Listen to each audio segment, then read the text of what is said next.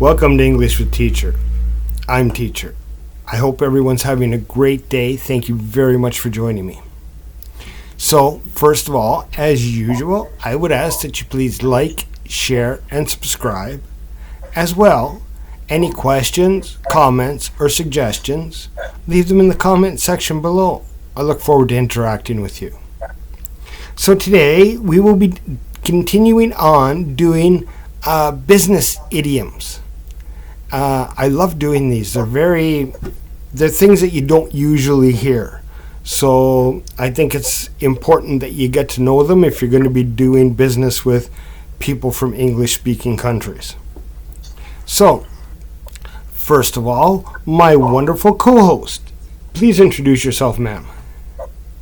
Hello everyone, my name is Thao Huyen. Have a good day. Okay, so let's start out reading the first one.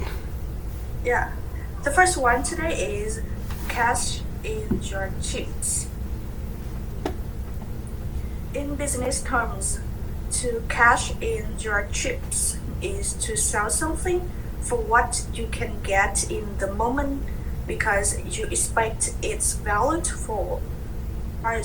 Generally, the phrase can also be used to refer to someone dying. The phrase comes from gambling and refers to gamblers exchanging their chips, smart tokens, for their appropriate cash value. Value. Value. You. The Value. value. Right. Yeah. The first time you said it, you didn't pronounce it with a U at the end. You pronounced it like value.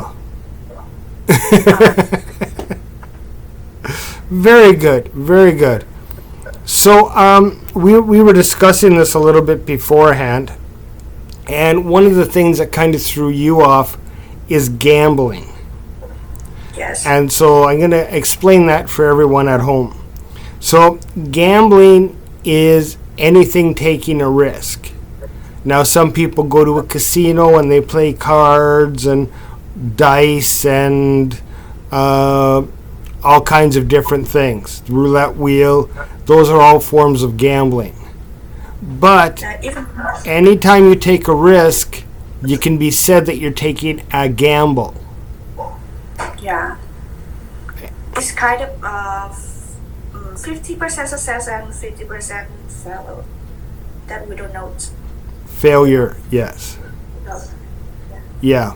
Yeah, it's and that's what it is. And you know, you hear people say, "Oh, you took a gamble and that really paid off." So you did something risky and it turned out really well. You made more money out of it. It was a very good investment. And sometimes you'll hear people say, "Well, I took a gamble and it didn't work out." And that means that they took a gamble and they lost. Yes. Either a portion or all of their money on it. So when they say cashing your chips comes from gambling, that's what they're talking about. Is somebody at the casino and they gamble and they get a stack of chips and they cash it in. And usually people are going to cash in their chips just before a market crashes or a company goes down. And instead of chips in your cash, they cash in the chips, like they have chips and they exchange to cash and it finished the gambling, finished the kind of a... Yeah, it's like a closing out business.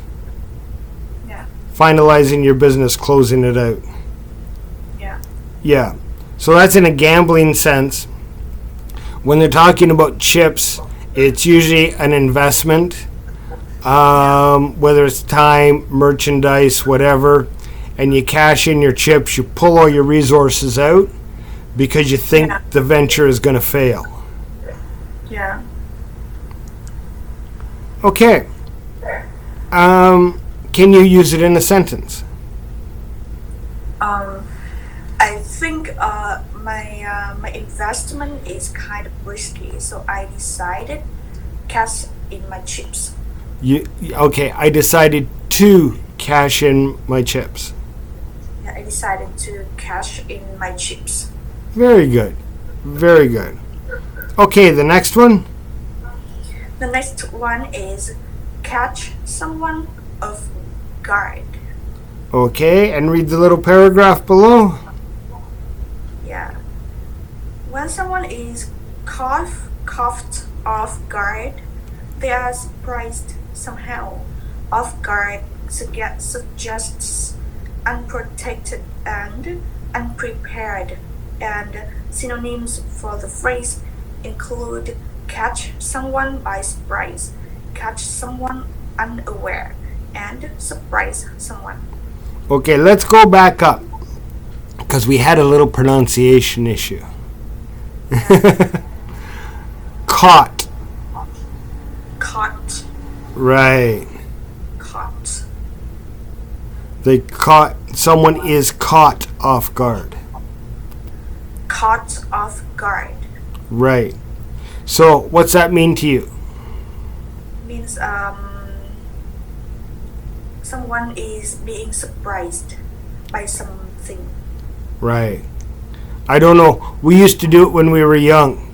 But if you're standing there talking to someone can come up behind you and just poke you in the side. And you, and it surprise you. Yeah, it means catch used in that idiom. Yeah, that would be, you were caught off guard when someone did that to you. There's this idiom usually used in normal life, or just used in business in formal way. It gets used quite often, right? You know, I was walking through the grocery store and somebody said whatever, and it really caught me off guard. Yeah. Right. It's quite a common phrase that you're going to hear. Anytime something out of the ordinary happens, someone might say, "I was caught off guard by that. I was caught off guard. I didn't know what to say." Right. That happens quite often. So, yeah, it's fairly common. Okay, let's go on. Going with next idiom. Yep. Yeah. Can't quite put my finger on it. If you can't quite put your finger on something, then you are unable to explain a feeling about a person or thing. Usually used in a negative context, it means that you know something is wrong or odd, but you don't know exactly what it is, and you cannot grasp the details of what it is you are unsure of. Okay, so what do you think it means? It means that refers to a feeling of people that are unsure or unknown about something, but they don't have evidence for that. Just a feeling. Evidence. Yes. Very good. Very good. Now you might hear it used if you're in a meeting if you and a coworker are in a meeting with somebody else. When the person leaves, your coworker might say something like, I don't trust him. I don't know why. I can't put my finger on it, but there's something about him I just don't trust. Yeah. It's kind of a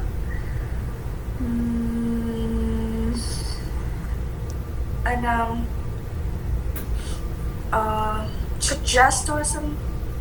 It's an impression. It's almost like a red flag. Yeah. Do you know what that is? I'm not. I'm sorry. A red flag is a cautionary thing that goes up in your mind when you're talking to someone. they said this thing, and it was a real red flag for me, right? Yeah. And when you can't quite put your finger on it, it's like a red flag, but you don't quite know what caused it. Yeah. Right? You just get a really... another thing might be saying, I got a bad vibe from the person. Yeah. Yeah. You know, just something about them makes me feel uneasy. Yeah. Yeah. So, can you use it in a sentence, please? Like, there's something odd about this woman, but I can't quite put my finger on it. Very good, very good. Okay, next one. The next one is cash cow. A cash cow is a business, product, or investment that brings in a steady and healthy income and profit. The phrase comes literally from cows, which can continue to be milked. Whoa. Which can continue to be milked. Which can continue to be milked after having given birth once. Cash cow has overtaken its predecessor, milk cow, in popularity and usage. Both phrases mean the same thing and can be expected to be heard in less formal business settings. So, do you understand this? It's like an income or a profit that maintain quite maintenance or something. Yes, maintains good income. Not just an income, but a good income for the money you put in. So, a lot of the things would be investing in a resort that's always busy with people. Investing in a company that always does steady sales. Yeah. So they produce something and they sell steadily. Right? Yeah. So these are going to be cash cows. Yeah. Okay. Can you use it in a sentence?